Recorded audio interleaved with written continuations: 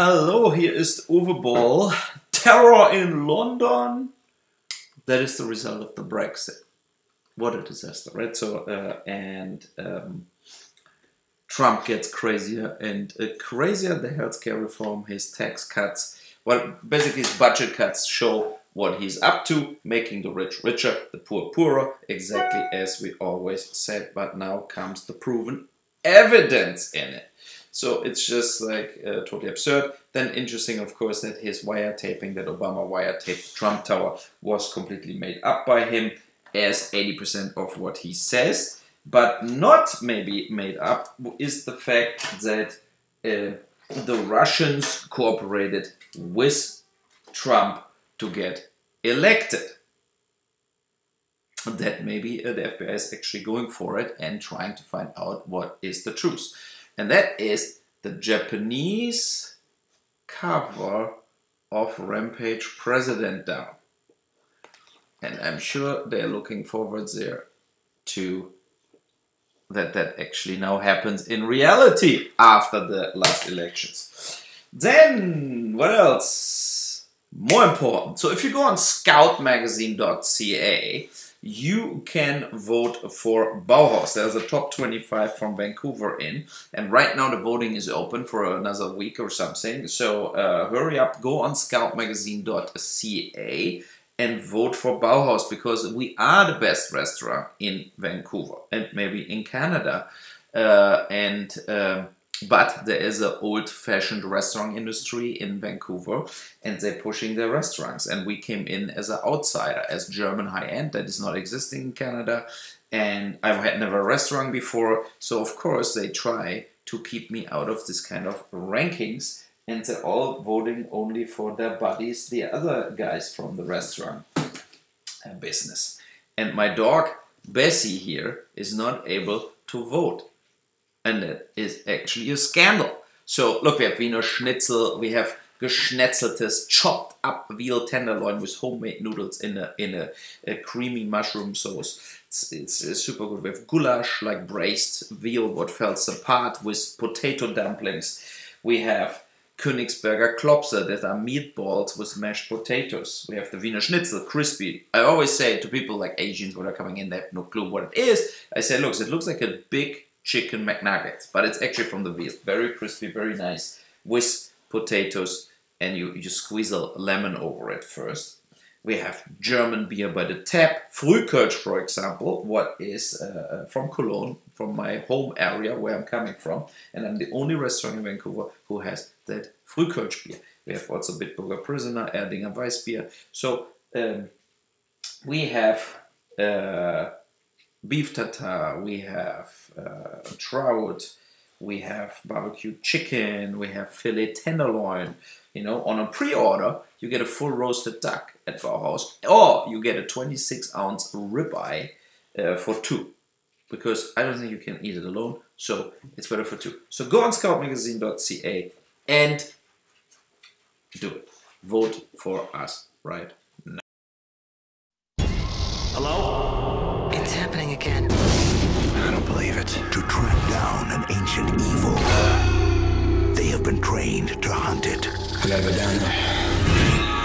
Equipped to kill it. Move it! Come on, people! This is just the beginning. Now, they just have to survive it.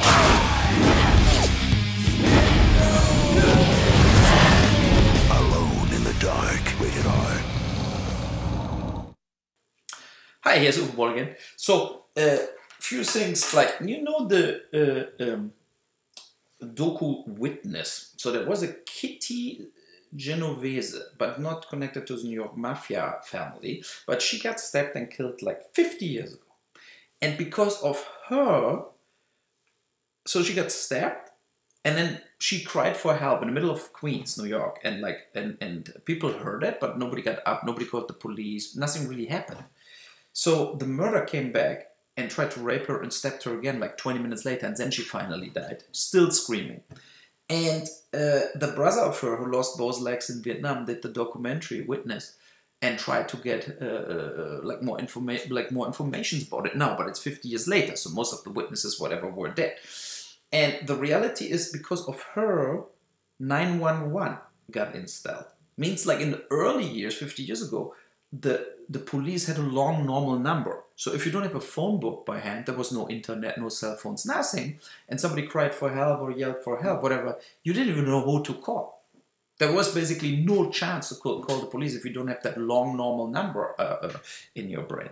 And then because of that case, they switched to 911. What is very, very interesting as the subject matter of that documentary.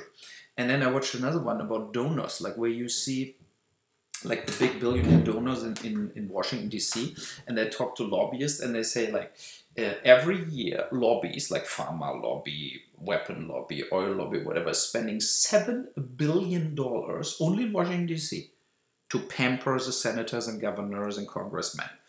And then you have the bigger donors coming in for election campaigns. Like Clinton got $2 billion for this election, all pissed in the wind, all gone. Think about what you could do with $2 billion, like building houses, bridges, kindergartens, whatever. No, but they gave it to Clinton, and Trump got way less, but he had a lot of free press, of course. But Clinton burned $2 billion in advertising what then one time shown and disappeared. What a waste. And they had one donor, for example, he said like he gave all the way money to the Republicans, and then he hoped for get a real job in the government at one point. And when George Bush Jr. got elected, he called him and said, I need you for a very, very important job. And he said, great, I want to be the boss of the CIA. He said, no, you have to take care of my cat. And he gave him his cat because he couldn't take his cat to the White House because it was always scratching everything and destroying all the stuff on the walls. So we basically gave him 20 million bucks donations and he got the cat. That was the funniest thing, the donor thing. And the interesting thing is George Washington spent all his money on in his advertising campaign like 300 years ago on alcohol. And he gave 3 rounds in bars and he won by a landslide. I think that's a good idea also for the future. And then Woodrow Wilson or another president said, in America only 2 things matter. Money is the first thing and the second thing I forgot. And that also totally makes sense if you think it's true. Because that is exactly what actually happens in the world. And when you see the donor thing, it also gets crystal clear that yes, it is the money what rules the world. And you see now with Trump also picking up his cabinet and everything. It's exactly what money matters. And all the poor people who voted for Trump will get absolutely disappointed and nothing in their life will change. They will get zero support. The rich will get richer as always, but even faster under Trump, and the poor will get poorer. Even though it's almost impossible to get poorer, but they will get poorer. So that is the one thing. Then the next thing, what's interesting now, like everybody says, Obama, the worst president on earth, or Obama, the guy with the huge legacy. And when you really see, put the facts together, I mean, he didn't did what he was supposed to do for 8 years. But he also didn't fail. He did a lot of small things. You know, like look at Guantanamo Bay. He didn't close it, but he reduced the amount of prisoners. Gun control, he tried and tried and tried, but couldn't do anything about it. But he did healthcare. He allowed or pushed forward a gay marriage and legalizing marijuana. And you know, like a lot of things, he moved forward what nobody else did before. He pardoned a lot of prisoners.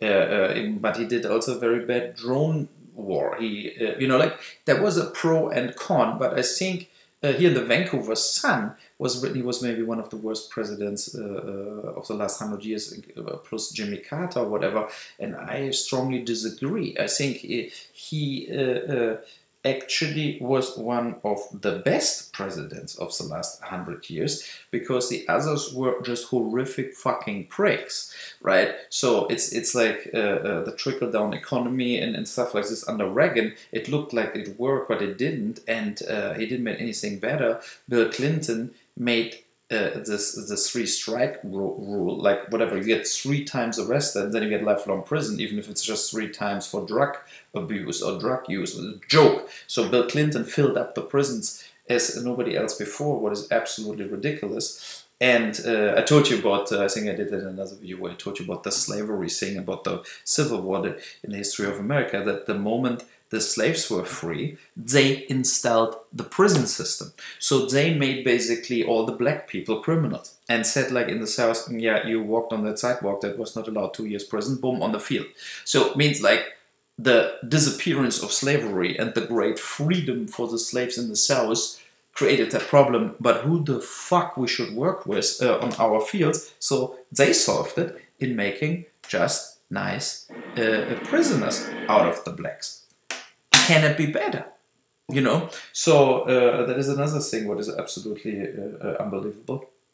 And so Obama, I think, was overall, he tried a lot. He was maybe not strong on some stuff. I think he was dead wrong on the Middle East policy.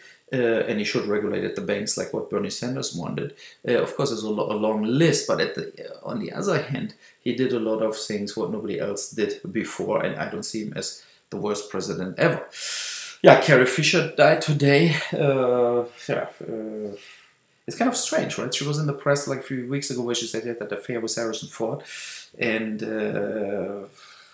now she's dead. But no, Harrison Ford didn't kill her. She got the heart attack on the plane. George Michael dead. It's also like you hear in the radio non-stop Last Christmas now, and then George Michael is dead.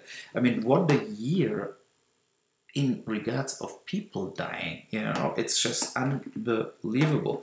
And then one good thing on my side is my criminal investigation against me because of my Turkish President Erdogan insults is gone. So the state attorney in Mainz waived the case as unimportant and bullshit, and that was good because I would went to a lot to media with it if I would stand trial in Germany because I insulted a dictator. I mean, where are we with opinion, freedom of opinion, freedom of speech, and everything? It's unbelievable. So they basically saved their ass in the last second and waived that lawsuit, so that is at least off my plate. And then another documentary I watched about the marathon bombings, like the Boston bombing, about survivors too, and you know, and it's like there's two things. A, of course, only innocent people died and got like amputated and stuff like this. Absolutely ridiculous from the two terrorists, and the one terrorist got shot right after the other one is in jail now and got the death penalty, what will maybe never happen to him. So it means like America will spend $10–20 million on him being incarcerated. So better would be maybe at that point to just shot him when they took him out of that boat he was hiding in. But that is not the point. The point is, and that is like the harsh analytic thing about it, is they said what America is doing to Muslims, we have to do to America. That was, for that two young brothers, the reason to do the Boston bombing. And I think, of course, totally wrong conclusion and totally absurd also, but also true. Because, look, if we see, like, the victims, and we heartful documentaries about everything, right? But what is with the one documentary about drone victims from, I mean, Obama did hundreds of drone attacks, pulverizing children, women, together with a terrorist. Where's the documentary about this, where you see real victims? There are some movies made out of it, but not real stuff where you would feel, oh my fucking God, that is what we did. Or we support Saudi Arabia killing in Yemen innocent children, women, and everything. Right? So, I mean, that is the thing. We show everything in Aleppo, like with some bombs on children, you know, and make Russia look bad and Assad look bad. Yes, they are murderers, but we are too. And that is the thing where they're not totally off in saying this, you know, and that is the thing what we have to put into account, and what is kind of heartbreaking, you know, because that will never stop, because but America is doing it kind of anonymous, and you know, there is no press saying here's the 4-year-old girl sitting there after the drone strike without legs. Because her life doesn't count, because she's in Pakistan, she's in Afghanistan. You know, then we would start thinking different about that drone strikes, you know. Tja.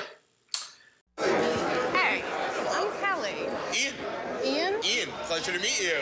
If I give this to you, are you up for whatever happens next? We gave Ian Rappaport a Bud Light and a choice. He has no idea what's going to happen next. I think I could do that. All right, he's in the limo, Reggie. That's you. How are you? What's your name? Ian Rappaport. Ian Rappaport. So, da ist die Daisy, da ist Bessie, and here is the Jericho Beach Park in Vancouver. It's really nice, and basically every day I go here or Spanish Banks or Forest with the dogs. That is a normal Uwe Boll day, basically getting up, emails, breakfast, dog walk. And I can only recommend dog walks. They're very good. You find yourself, you are alone with yourself, you think about what's going on. It's very, very nice to do this. I recommend dogs and dog walks. They're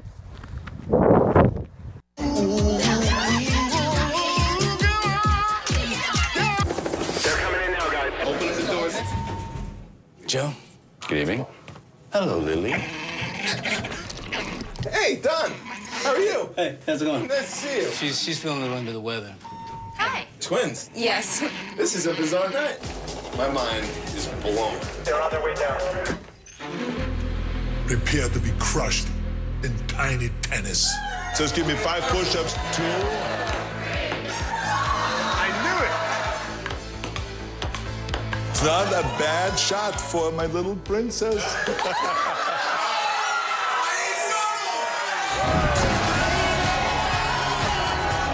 Bud Light, the perfect beer for when Don Cheadle, a llama named Lily, and the identical twin of the girl you just met take you to a party where you defeat Arnold Schwarzenegger in a sudden death ping pong match that puts you on stage with One Republic. Bud Light, the perfect beer for whatever happens. Tja, zuerst muss ich Ihnen eine traurige Mitteilung machen. Unser Danger Seeker ist tot. Wir haben ihn als russischen Agent entlarvt und mussten ihn leider liquidieren. Nun aber die zweite Katastrophe. Wir sind hier bei der Premiere eines typischen deutschen Films. Jeder weiß, was ihn erwartet. Carsten Lorenz, der Produzent oder der ausführende Produzent des Films. Man munkelt, Sie haben 20% der Einnahmen für sich verbucht, oder? Nein, das ist sicherlich falsch. Das ist alles ganz bescheiden. Das ist alles auf der Leinwand. Das Geld ist auf der Leinwand. Ja. Sie sind wahrscheinlich Laiendarsteller und Sie sind Schauspieler. Hat es in dieser Produktion überhaupt Schauspieler gegeben? Wie war es mit der bekannten Spielsucht des Regisseurs? Hat der, also es wird ja gesagt, die Hälfte des Etats wäre in Monte Carlo draufgegangen. Und wie sieht's aus? Also? Nö, das wird man ja jetzt sehen. Es hat doch noch gereicht für einige ganz nette Ausstattung und ganz nette Stunts. Und so ein bisschen Geld muss ja noch übrig geblieben sein. Aber ich bin ja für die Finanzen nicht zuständig. Deswegen. Sagen Sie mal Ihren Namen. Sebastian Rudolph. Sebastian Rudolph, der Hauptdarsteller. Sie als GTI-Fahrer, Sie haben ja auch mitgespielt in Manta, der Film. Ich habe gelesen, also Sie waren auf Bewährung draußen, als Sie die Rolle gespielt haben. Boy. Ist dieses Boy nicht ein Zeichen der Manta-Fahrer oder auch der GTI-Fahrer? Ne, Boy. Auf jeden Fall, meinen Sie mit der Rolle, haben sich erneut strafbar gemacht. Boy. Meine Damen und Herren, so sieht's aus. Können Sie noch mal in die Kamera gucken. So sieht der deutsche Film aus. Der hat doch überhaupt nicht mitgespielt. Auf jeden Fall habe ich hier jemanden für Sie, einen ganz interessanten Mann. Er ist doch, also sagen Sie noch mal Ihren Namen, stellen Sie sich vielleicht den Fernsehzuschauern noch mal eben vor. Sie sind doch von Trio, nehme ich an. Früher mal, ja. Bei Trio. Und Sie haben jetzt mitgespielt. Ist damit Ihre Karriere zu Ende? Beendet, ja. Ganz genau. Wenn das ein Flop wird, dann kann ich mich eingraben lassen. Ich muss noch mal gucken, ob das Band auch läuft. Wir sind wegen der rechtlichen Sache, weil vor Gericht können Sie so belangt werden. Aha. Was meinen Sie? Also es wird gemunkelt, Sie hätten zuerst 300.000 Mark verlangt für Ihre Rolle, aber hinterher... 280.000. 280.000. Wo, wie? Ich habe mit meinem Rechtsanwalt und mit meinem Steuerberater gesprochen und er sagte mir, 300 wäre zu viel. Dann ist es mit der Steuer so eine komische Rechnerei und dann bin ich dann schweren Herzens auf 280 runtergegangen. Wären Sie in die Bedrohung gekommen, aber die Filmförderung hat es dann hingelegt? Ja, ich war dann in Berlin, habe mal beim Senat vorgesprochen und das war dann auch ganz in Ordnung und die waren auch mit einverstanden, dass ich 20.000 Mark weniger kriege.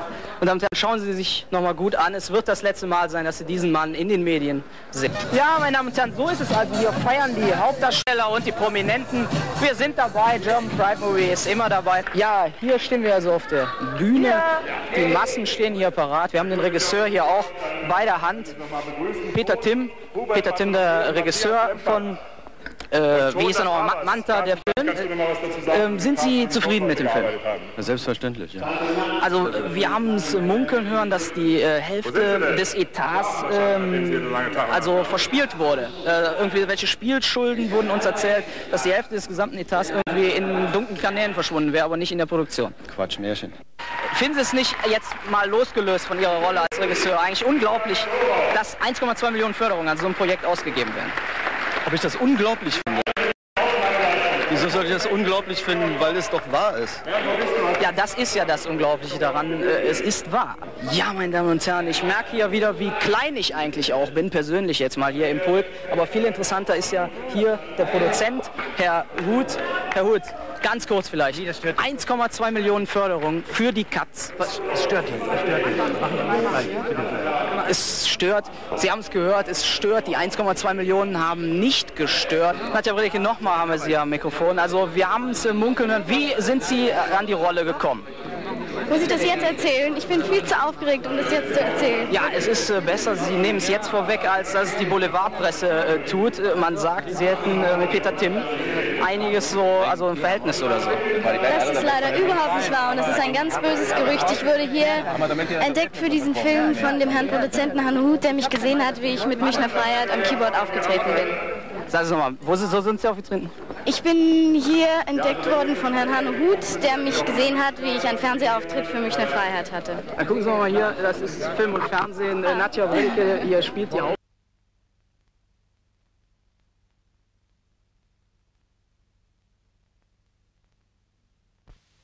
Verständnis. So muss das aussehen, du Trottel! Scheiße. Ja. Liebe und Fürsorge Ich kann mich doch wohl auch noch alleine ausziehen. sind die Eckpfeiler einer glücklichen Jugend. Hör mal, ich hab gehört, du bist gefeuert worden. Doch irgendwann ist es Zeit, seinen lieben Lebewohl zu sagen. Es eröffnen sich ungeahnte Möglichkeiten. Du bekommst von mir 150.000 Mark. Und diverse Schwierigkeiten. Erstens musst du bis zum Ende des ersten Semesters 2 Prüfungen bestehen. Das mache ich doch mit links. Das kann ja wohl nicht wahr sein. Durchgefallen. Zweitens hast du bis zum Ende des Semesters eine feste Freundin. Was machst du eigentlich morgen Nachmittag? 17:06 Uhr. Hi Lea. Hallo Andreas. Und? Schon eingelebt? Wunderbar. Ich habe ein super Zimmer. Nette Vermieterin. Gut, dass ich sie treffe. Das war schon lange fällig. Wieso? Kurtaxe. Und total nette Mitbewohner. Sehen Sie in einer deutschen Komödie über Chancen und ihre Nebenwirkungen Christian Kamann. Ich glaube, ich muss mal aufs Klo. Jutta Lorenz. Bin ich so blöd oder was? Und Radost Bokel. Aber das ist noch nicht alles. In Das erste Semester. Ein Film von Uwe Boll. Demnächst im Kino. Wo intelligente Männer doch so selten sind. Der Wirtschaftstipp. Wir gehen heute der Frage nach, wie sahne ich ab, wie werde ich reich? Wir müssen davon ausgehen, dass Sie ein kleiner Angestellten- oder Arbeiterpisser sind, der nie über 2000 netto verdienen wird. Trotzdem wollen Sie Millionär werden, auch ohne im Lotto zu gewinnen. Also, was ist zu tun? Wenn Sie kein Haus besitzen, Haus besetzen. Auf keinen Fall Miete zahlen. Alle Wertgegenstände, Erbstücke etc. verkaufen, weg, alles Geld horten. Kleidung wird nur noch aus alten Beständen getragen, beziehungsweise aus Rotkreuzsäcken herausgezogen. Vor der Arbeit Zeitungen herumbringen, Überstunden machen und natürlich in der Freizeit Schwarzarbeit verrichten, das ist ganz selbstverständlich. Arbeit ersetzt so Kommunikation und gesellschaftliches Leben. Das spart so manches Geburtstagsgeschenk. Licht brauchen Sie auch nicht mehr anzumachen. Wozu auch? Im Dunkeln gibt's nichts zu sehen. Leselicht fällt ebenfalls flach, da Sie Ihre Bücher komplett verkaufen werden. Nichts mehr spülen, alles sauber lecken. Am besten bei Verwandten oder an der Quelle, also an der Mülltonne essen. Nur auswärts waschen und bei Bekannten die Zahnbürste mit benutzen. Niemals heizen, das härtet. Klopapier kann man überall mitnehmen und wo wir gerade dabei sind, Stehlen ist ein wichtiger Aspekt unseres Programms. Ob bei Freunden oder in Geschäften, das unentgeltliche Mitnehmen von Waren ist äußerst profitabel aufgrund der geringen Fixkosten und vergleichbar mit dem für uns geltenden Motto, niemals Schulden zurückzahlen. Selbstverständlich überall Probepäckchen einsacken und immer schwarz bzw. per Anhalter fahren. Unter Umständen auch eines ihrer Organe verkaufen. So und nur so können Sie es schaffen, unserem Ziel näher zu kommen. Damit Sie eines Tages sagen können, ich bin reich.